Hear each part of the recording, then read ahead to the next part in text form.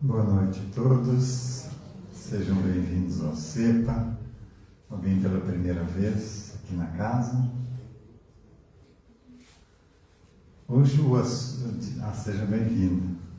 Hoje o nosso assunto escolhido vai ser a fundamentação do que a casa trabalha, apometria e captação.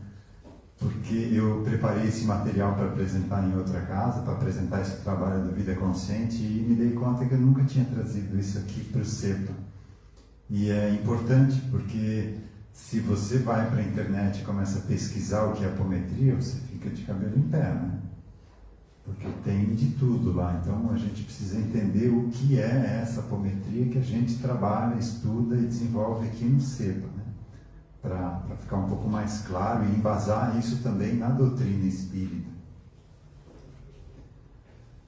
Então, para iniciar o nosso estudo de hoje, vamos vibrar uma prece, mentalizando o nosso ambiente harmonizado, preparado, que também as consciências extrafísicas aqui presentes, que nos acompanham, ou que são enviadas para cá, ou que buscam a casa também em busca de amparo, de socorro, de um esclarecimento, também possam ser beneficiadas por essas energias.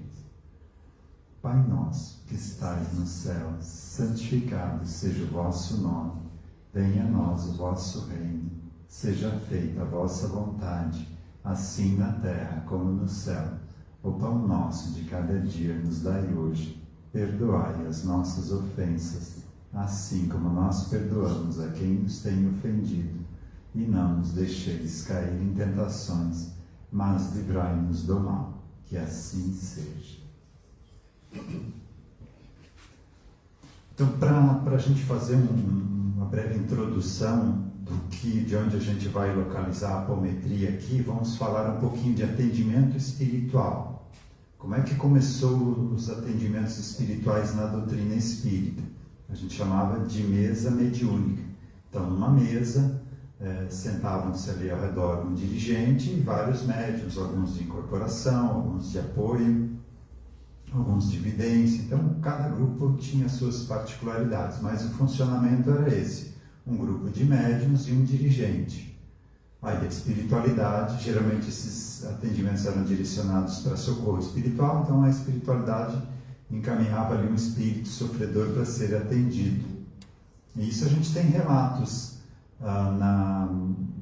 O Inácio Ferreira traz alguns nos seus livros, né, de quando ele ainda encarnado. Agora ele dita já os livros principalmente para o Marcelo Batelli, acho que é, se não me engano o nome e a pronúncia.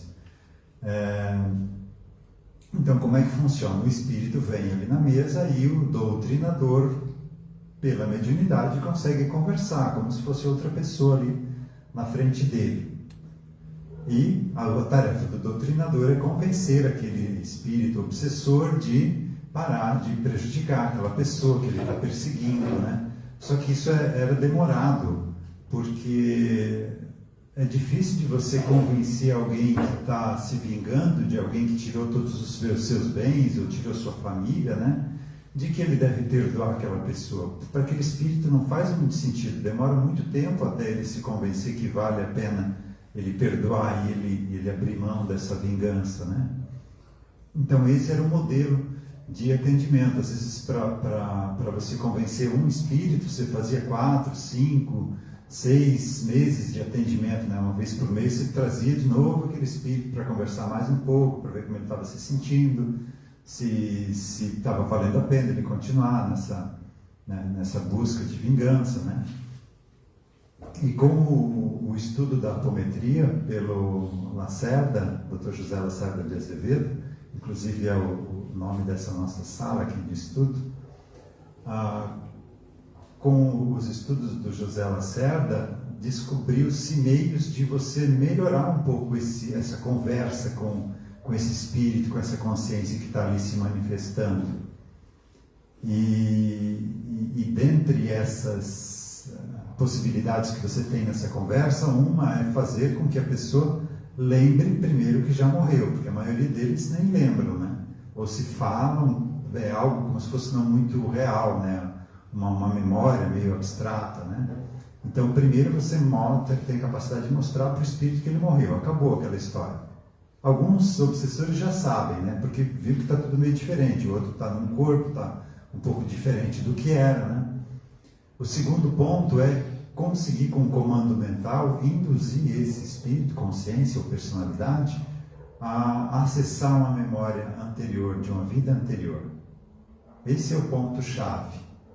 Então, se tem um espírito obsessor, seja personalidade ali ou espírito, né? Qual a diferença de personalidade? Personalidade é quando esse espírito já reencarnou, mas aquela parte dele que quer se vingar ainda permanece fixada mentalmente naquela história, né? Mas independente disso, essa consciência se manifestando ali, quando você consegue botar ela em regressão, ela mesma acessar uma vida anterior, onde ela vê a causa do porquê o outro prejudicou ela, ali já cessa pela razão o direito dele se vingar daquela pessoa. Ele vê que ele também fez mal para aquela pessoa. Então, via de regra, em um atendimento você convence o espírito, na realidade ele se convence, né? Ele se convence de que não vale mais a pena continuar nessa busca de vingança. Então, isso acelerou muito a funcionalidade, né, dos atendimentos espirituais, né? Em vez de vários meses consecutivos, em um atendimento com esse comando mental próprio, você não precisa doutrinar o espírito. Ele mesmo, vendo a causa do sofrimento dele, percebe que não precisa mais continuar naquela busca. E o que a doutrina fala disso, né? Aqui em A Gênese, capítulo 1, item 40. O estudo das propriedades do perispírito. Kardec, quando desenvolveu a doutrina, o propósito dele não estava incluído nesse propósito fazer essa pesquisa das funcionalidades do perispírito. Ele não tinha tempo para isso, né? Ou talvez se tivesse, poderia, mas talvez não era proposta. A humanidade naquele momento não estava preparada ainda para isso. Então ele trouxe as bases e ele conceitou o perispírito, tudo que envolve o espírito, tirando o corpo físico e o duplo etérico, né? Que é esse elo de ligação entre os dois. Então ele falou, isso aqui é o perispírito. E aí ele disse o seguinte, o estudo das propriedades desse tal do perispírito, outra coisa dos fluidos espirituais. O que são esses fluidos espirituais, essas energias de intercâmbio? O pensamento está incluído nisso também, né? E dos atributos fisiológicos da alma, ou seja, o funcionamento energético da alma, como isso afeta o nosso corpo físico, né? O nosso bem-estar emocional, mental, né? Então, esses três estudos, propriedades do perispírito, dos fluidos espirituais e os atributos fisiológicos da alma, abrem novos horizontes à ciência e dá a chave de uma multidão de fenômenos incompreendidos até então por falta de conhecimento da lei que os rege. Ou seja, ele estava dizendo que a gente ia ter que entender e pesquisar o funcionamento dessas leis que regem tudo isso aí. E a apometria começou nesse estudo. Começou a pesquisar. E como é que você pesquisa propriedades do perispírito? Você não consegue levar o perispírito para uma sala de um laboratório de ciência, né? Você precisa... Qual é a ferramenta que a gente tem para acessar o perispírito, para visualizar? É a mediunidade, a sensitividade. E isso é feito onde? A ciência ainda não aceita isso. Então é feito em casos que se dispõem a pesquisar. E desse fato nasceu o CEPA. O CEPA é Centro de Estudos e Pesquisas Apométricas. E a gente investe nesse estudo, nesse conhecimento, e que foi indicado aqui por Kardec lá em A Gênese. Também no Livro dos Médiuns, capítulo 1, segunda parte, Ação dos Espíritos sobre a Matéria. Somente faremos notar que no conhecimento do perispírito, mais uma vez indicando que a gente precisa entender o funcionamento do perispírito, está a chave de inúmeros problemas até então insolúveis, sem solução.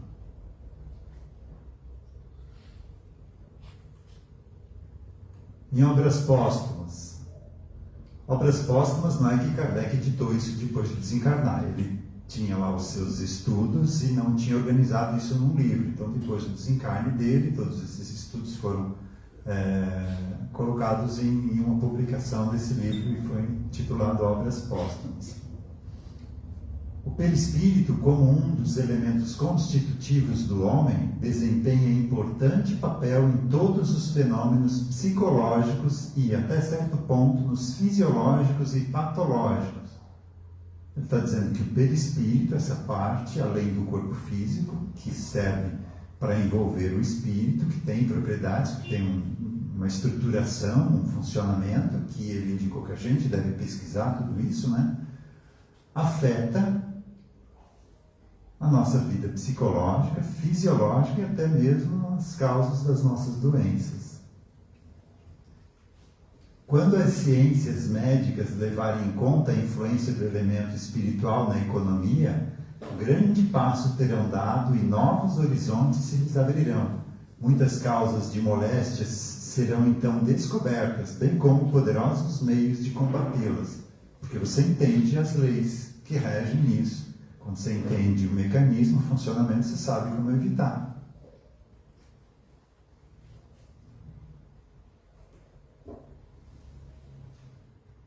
Aí, partindo para a continuação, né, das obras da doutrina espírita, aqui do Divaldo Franco, ditado pela Joana de Ângeles. Aqui no título, A Gênese dos Distúrbios. Todo conflito procede do ser que pensa. Está falando aqui todo conflito procede do ser que pensa, do direcionamento de suas aspirações, tanto as mais recentes, que a gente lembra, quanto as mais remotas, que está no nosso inconsciente, de vidas anteriores. Ademais, em se considerando os campos de força e afinidades que existem no universo, o indivíduo sintoniza também com os equivalentes ao seu teor vibratório. O que isso quer dizer? A gente diz, diz-me com quem andas que te direi quem és, né? Aqui é um pouco diferente. Diz-me o que pensas e te direi com quem andas. Na tua vizinhança espiritual, né? Tornando-se hospedeiro de mentes. O que são mentes? Mente não tem um corpo, né? Uma mente. Mente é uma memória de uma vida passada, uma personalidade, como a gente chama aqui. Ou seja, se ele se torna hospedeiro de mentes, essas mentes têm poder de influenciação, elas estão por aí em atividade, de alguma forma. De mentes e de seres. Seres são espíritos desencarnados. Mas ela cita aqui os dois, e cita mentes primeiro aqui. Enfermiços que pululam na psicosfera do planeta, já desencarnados, que passam a exaurir-lhes as forças por osmose espiritual obsessão, assim como pelas correntes mentais, que se esterilizam das demais criaturas em cujos círculos se movimentam. O que são essas correntes mentais? É um agrupamento de pensamentos de mesma intenção, de mesma vibração, de mesmo conteúdo. Por isso o orar e vigiar de Jesus, principalmente com grandes correntes mentais. A gente teve uma experiência aí antes dessas últimas eleições que exemplifica muito bem isso aqui. Duas grandes correntes mentais. Não estou falando de política aqui, estou falando de um fato energético. O Brasil se dividiu em dois lados, e cada lado, por ter o mesmo conteúdo de ideias, gerou uma enorme corrente mental. E o outro lado também. Então, duas grandes correntes mentais, e o poder de uma corrente mental sobre um indivíduo é enorme. Se a pessoa não estiver orando e vigiando, ela se deixa levar por a corrente. Então, por isso orar e vigiar, mais uma vez. A gente precisa usar, como o Kardec sempre enfatizou, né? Tudo passar pelo crivo da lógica e da razão. Um exemplo bom disso, antes do 7-1 da Alemanha, né, era a Copa do Mundo, né? Mesmo quem não gosta de futebol, durante a Copa, queria estar ali junto com todo mundo, assistindo o jogo, pela energia que se formava. Era uma corrente mental boa. E quando você se ligava a ela, era bom estar ali assistindo o jogo.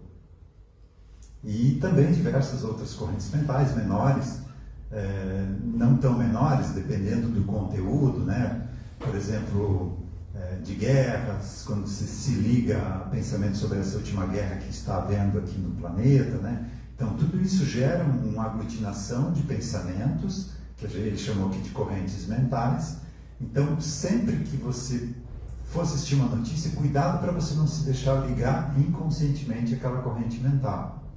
Por exemplo, a notícia de um assassínio bárbaro, por exemplo, né? Se você se ligar a essa corrente mental com desejos de vingança, que aquela pessoa tem que pagar por aquilo, né? Se deixar levar por isso, e aquela pessoa, por essa descarga energética, emocional negativa de todos os envolvidos nessa corrente, vier desencarnar, por exemplo, você também é um assassino. Percebe que como é complexo isso?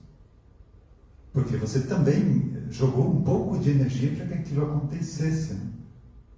Então, a nossa vida aqui na Terra, mais uma vez, orar e vigiar, e cuida com o que você está pensando, ao que você está se ligando.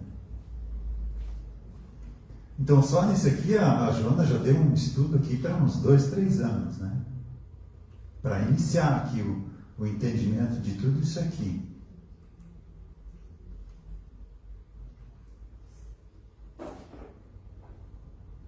Aqui eu falei errado, tá, Joana? Aqui eu troquei as bolas, desculpa. Eu falei da Joana de Ângeles, mas era da irmã Sidufo, que foi médium da codificação, perdão, pelo equívoco. A Joana de Ângeles se preparou, segundo o relato dela, durante 50 anos estudando a psicologia, tanto a nossa terrena aqui quanto a do lado espiritual, para trazer essa sequência de livros da série psicológica que ela editou através do Divaldo. E agora sim, então, a irmã Sidufo, que foi médium à época de Kardec, e quem psicografa os livros dela, Vanderlei de Oliveira. Isso aqui é reforma íntima sem martírio. Quando a gente fala em reforma íntima, dá até um medo de você começar a pensar sobre, né? Porque é uma tarefa muito grande que a gente tem para fazer nesse campo. E ela traz esse livro aqui que auxilia a gente nesse início dessa tarefa de nos reformarmos intimamente. Então ela diz aqui os reflexos, ela chama de reflexos, ou seja, é o que você reage, né? São como personalidades indutoras estabelecendo o automatismo dos sentimentos externados em atitudes e palavras. Está dizendo que o que a gente faz aqui, a gente tem de atitudes, de reações, são induzidas por personalidades que estabelecem um automatismo, ou seja, a gente faz aquilo mesmo sem querer, porque a gente não para pensar o que está fazendo. Nesse circuito vivemos e decidimos, progredimos ou não. São essas muitas personalidades construídas nas múltiplas vivências. Aqui ela está deixando bem claro, são personalidades, são memórias de vivências passadas, que formam os alicerces das inclinações humanas, tendências, impulsos, desejos, intenções e hábitos. Então, se você não se conscientizar disso aqui, você vai continuar sendo desse jeito, sem perceber o porquê, sem perceber a causa. E aí você conversa com a pessoa, alguém fala para ela uma verdade, ela diz assim, não, eu sou assim mesmo, e pronto, e ponto final. Ou seja, ela aceitou isso, que é ela. E esse estudo faz com que a gente comece a perceber que a gente não é o que pensa. Isso está passando pelo meu campo mental, eu não posso me identificar sendo isso. Eu não sou o que eu sinto, esses sentimentos estão passando por mim, mas não são meus. Então preciso cuidar para não alimentá-los, porque daí vão ser meus. Lutamos há milênios com a força descomunal desse reflexo matriz. Ela está dizendo que isso aqui tem uma força enorme, que dirige por automatismo até mesmo a maioria de nossas escolhas. Está dizendo que como a gente não entende isso aqui, nós somos conduzidos pelo nosso passado, sem saber, achando que somos nós mesmos.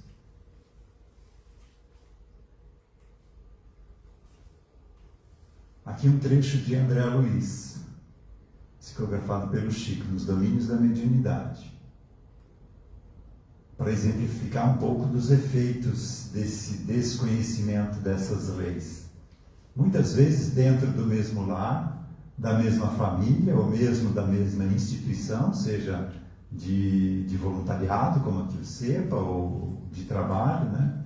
Adversários ferrenhos do passado se reencontram, chamados pela esfera superior ao reajuste. Então é isso mesmo, a nossa família não está errada.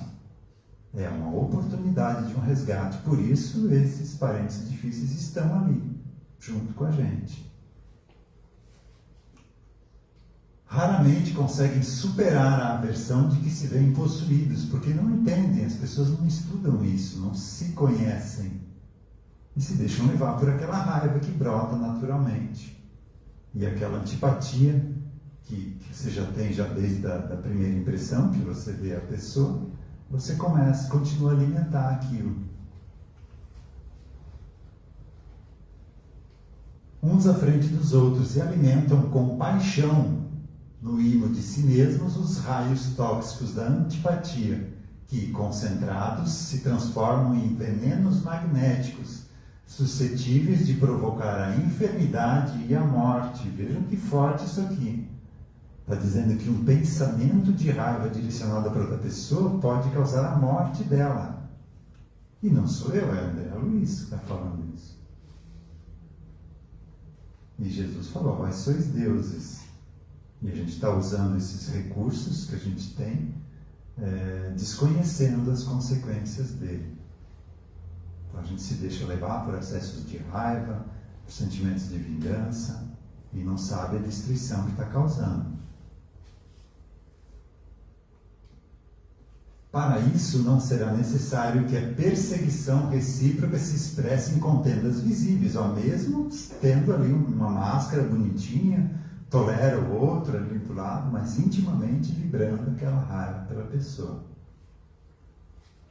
Bastam as vibrações silenciosas de crueldade e despeito, ódio, ciúme, violência e desespero, as quais, alimentadas de parte a parte, os dois também, né, porque o outro recebe a energia de ódio do outro e revida também da mesma forma.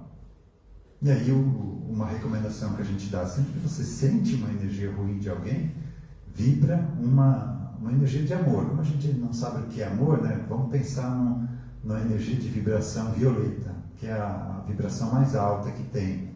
E essa vibração penetra e desestrutura as demais, que são mais grosseiras que ela, né? Então vibra em sentido contrário uma energia violeta, para você não fortalecer o combate, e sim dissolver essa energia que está chegando do outro.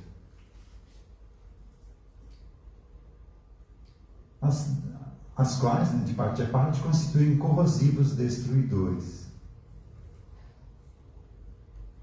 O pensamento, também de André Luiz. O pensamento é a nossa capacidade criativa em ação. A ideia forma a condição produz o efeito cria o destino. Sua vida será sempre o que você esteja mentalizando constantemente. Em razão disso, qualquer mudança real em seus caminhos virá unicamente da mudança de seus pensamentos. Aí ele dá uma dica: imagine a sua existência como deseja que fosse. Trabalhando nessa linha de ideias, observará que o tempo lhe trará as realizações esperadas.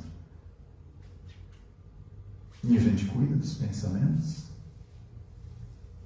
O pensamento é uma força criadora.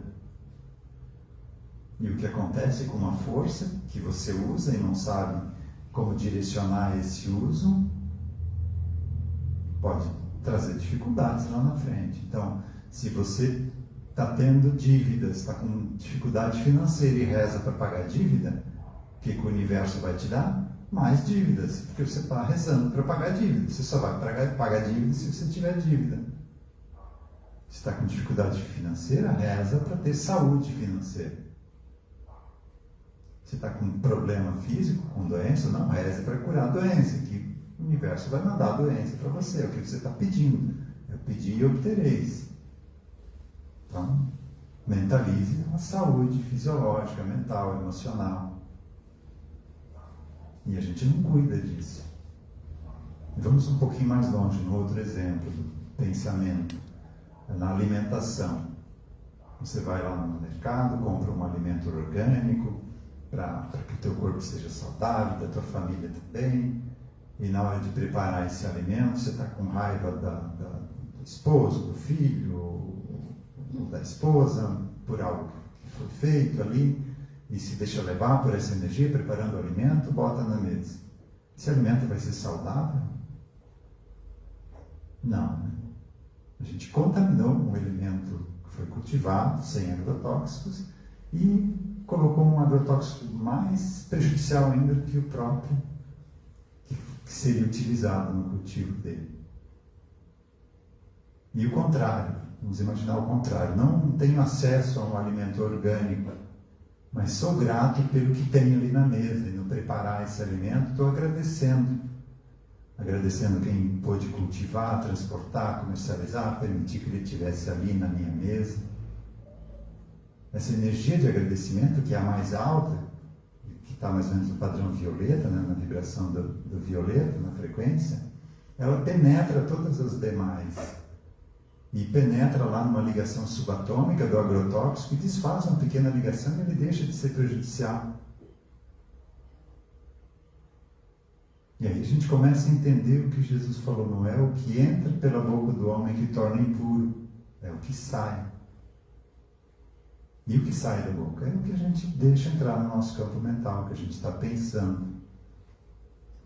Então nós temos recursos de deuses, como Jesus mesmo falou, e a gente não sabe usar isso, e está usando, né? Mas está usando sem saber e causando dificuldades, sem necessidade, criando cânceres e outras doenças que a gente vai tendo. E pelo caminho ele diz que Deus é injusto, mas eu sou tão bonzinho, eu vou no centro, trabalho uma vez por semana. Mas se eu não entender como eu funciono e não usar isso, para mim não vai adiantar de muita coisa.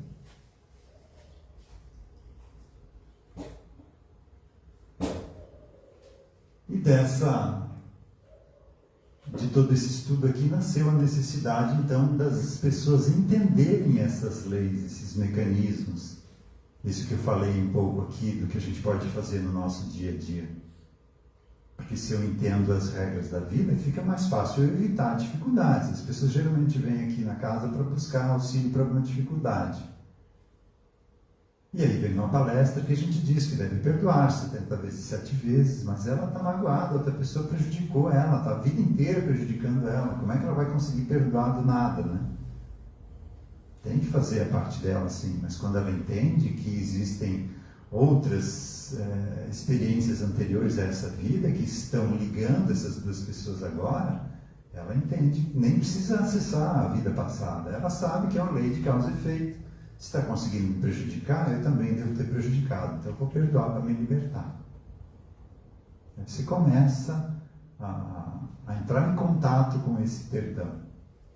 No início vai ser meio falso, mas se a gente persistir, uma hora você quebra essas correntes que nos unem, né? Já há várias e várias existências. Então a gente precisa entender as regras da vida.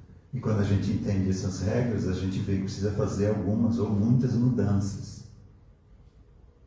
Esse aqui foi o maior choque que eu tive quando eu comecei a ter contato com a doutrina espírita. Eu vim de uma formação católica, fui seminarista, estudei 4 anos no seminário, e eu vim muito afoito de respostas que eu não tinha até então. Então não consegui parar de ler a codificação, mas chegou um ponto que deu aquele clique, né? Não é só saber isso aí, isso é uma mudança grande que você vai ter que fazer na tua vida. E aí a gente começa a barganhar, né? Mas se eu fizer essa mudança aqui, aquela ali já está bom, já não vou com o umbral tão grosso, né? Já vai ser mais tranquilo. E isso não era tempo mesmo. Depois de tanto tempo já tanto tempo não, mas para mim essa mudança foi muito grande, né? De 10 anos para cá, 12 anos para cá. Ainda hoje dá cliques dessas mudanças que eu preciso ter na minha existência. E o Evangelho sinaliza isso. Ele diz o seguinte, que nós necessitamos diariamente de indulgência. Por isso a gente deve perdoar e ser indulgente com os outros. E diz um pouquinho mais, que nós cometemos verdadeiros crimes aos olhos de Deus, que para nós não são sequer leves faltas. E como é que a gente vai entender isso? Olhar para o passado, é a melhor forma da gente entender como o ser humano funciona, né? Tanto nos preconceitos, né? Moisés trouxe os 10 mandamentos para o povo hebreu, depois os profetas anunciaram a chegada de Jesus, mas os profetas se reuniram em torno dessas leis mosaicas ali e institucionalizaram isso ali, e quando Jesus chegou, combateram Jesus, eles não entenderam, não conseguiram aceitar. É mais fácil você cristalizar esse conhecimento aqui, que daí você não tem trabalho, só isso aqui e pronto, né? Aí em torno da mensagem de Jesus também se criou uma grande religião, mas a mensagem de Jesus ficou perdida ali no meio, se cristalizou também algumas coisas que eram interessantes para a gente, e a gente mesmo, porque fomos nós que construímos essa história, né? E aí veio a doutrina espírita, que Jesus anunciou que ele seria o Consolador, e a igreja também rejeitou isso. Porque seria ruim ter que começar a aprender de novo, aceitar que a gente que tinha conhecimentos limitados, o nosso orgulho prejudica muito o nosso trabalho. E mesmo dentro da doutrina veio um conhecimento novo, a apometria também foi combatida por vários espíritas. E dentro da apometria veio mais um estudo, que é a captação psíquica, que também foi combatida pelos apômetras. Então percebem que isso é uma sequência de mesmas atitudes que é do ser humano, de ter o conhecimento, cristalizar ele, é isso aqui, pronto, é verdade, não quero saber de mais nada. E como eu estava falando dos crimes aos olhos de Deus, né? Há alguns séculos atrás era normal a escravidão, você ter escravos, era um título de status, né? Você ter um escravo. E era apoiado por todo mundo, até mesmo pela igreja. E lá eles não faziam ideia que isso era um pecado, né? Que era um crime aos olhos de Deus, que aquela pessoa era um filho de Deus igual a gente. Está naquela experiência por algum motivo, lógico. E hoje, o que a gente pode observar, o que a gente está fazendo da nossa vida, que pode ser um crime aos olhos de Deus, que possa estar lesando a criação divina aqui. O que a gente está fazendo com a natureza, com os animais? Qual é a nossa relação com isso, com o outro?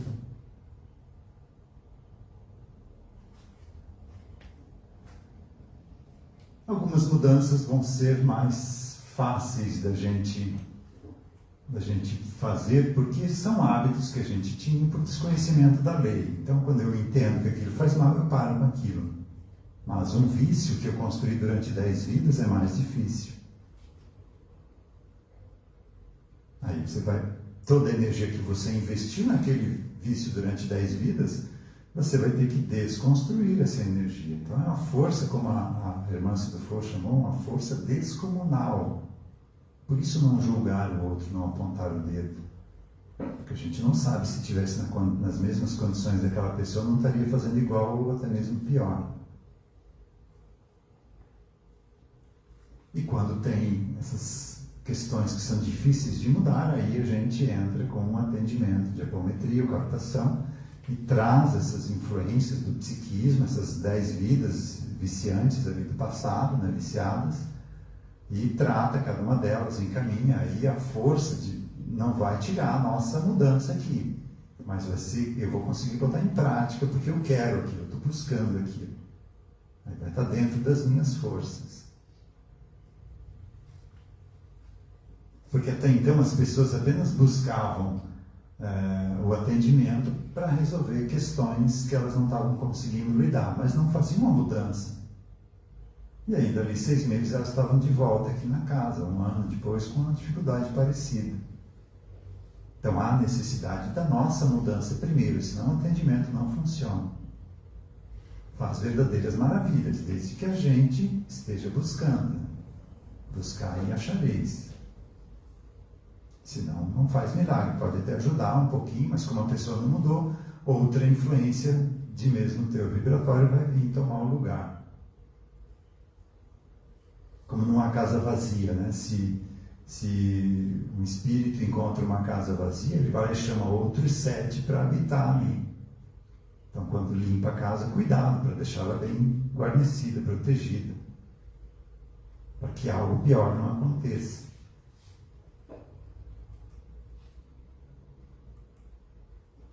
E aqui a grande lei, né, que está no cerne de todas as grandes religiões, né?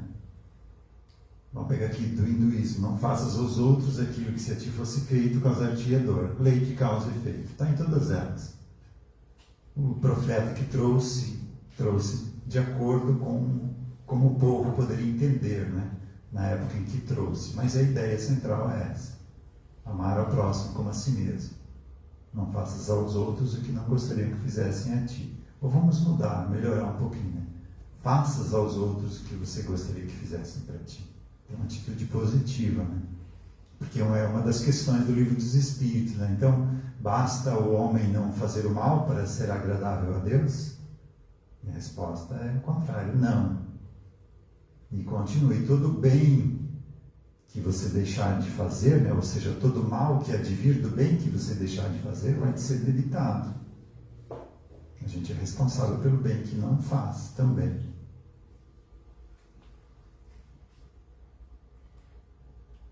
E aqui, só para ilustrar a lei de sintonia vibratória, né? Aquele lá do pensar em curar doença, em pagar dívida, né? Isso aqui o Masaru Emoto, um japonês, conseguiu trazer para a esfera física, né? Ele pegou a mesma água, uma água pura, e colocou em frascos com vibrações diferentes, né? Agradecimento, compaixão, sabedoria, ódio, raiva, com músicas também, né? E depois de um tempo fotografou a cristalização. A água, quando começa a congelar, ela forma cristais de gelo. Então ele conseguiu fotografar esses cristais, essa cristalização. E olha a diferença de uma água em contato com agradecimento e com ódio. E nós somos 70% água. Precisa falar alguma coisa? Quando a gente tem um acesso de raiva, o que acontece com a gente? A gente está desestruturando as nossas células, a sua faculdade de se multiplicar, se dividir para continuar a sua existência, né? Porque a célula tem uma vida curta, né? Alguns dias, dependendo de algumas células, no máximo alguns anos, né? Ela se duplica e essa energia aqui faz com que ela perca essa capacidade e a gente gera um câncer. E Deus é injusto, né? Porque me deu um câncer. Porque a gente dificilmente traz a responsabilidade para a gente, porque exige mudança, né? Isso a gente nota em atendimento de captação. Quando você abre a faixa, ali geralmente vem a vítima. O algoz dificilmente se manifesta. Depois você busca ele, puxa ele.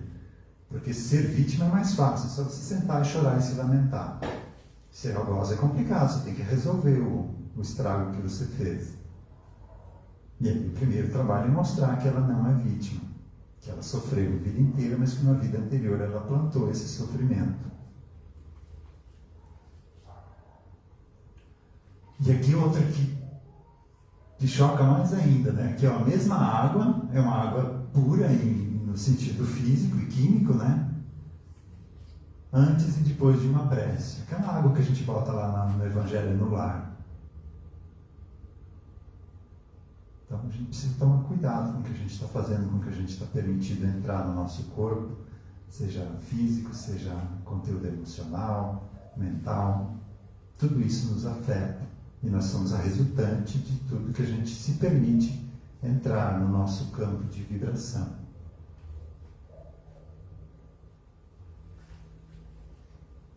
E eu acho que eu peguei pesado hoje, né? Está todo mundo pensativo. Alguma colocação, alguma dúvida?